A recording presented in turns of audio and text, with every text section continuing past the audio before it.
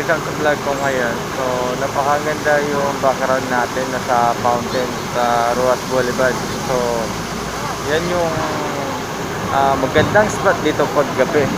So, welcome na welcome kayo na pumunta dito dito sa Ruas Boulevard. At the same time, safe naman. Kahit ba na safe naman, wala naman masyadong magulo, maayos. So, napakaganda ng spot dito. Makikita niyo naman sa background ko ngayon na malaking fountain dito sa Ross Boulevard. So alam niyo naman na lahat alam nila yung Ross Boulevard na may fountain dito. So napakaganda, iba-ibang kulay, malinis yung tubig.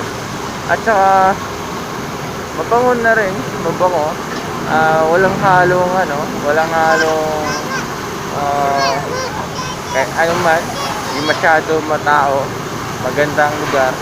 So ito yung pinaka the best na tuwing gabi kung gusto nyo magpalamig o magsip-sip ng konti dahil sa stress ng work. So ito yung pinaka the best na pupuntahan nyo na mag-stay kayo. May sandalan naman sa dito. So pwede kayo sa mandal, may upuan din. So napakaganda ng spot.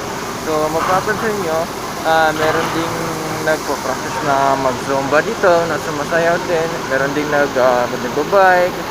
So, napaka-simple lang ng lugar ng Roas Boulevard. Dahil sa hindi nila alam kung ano ba talaga yung pangarap nila sa buhay. So,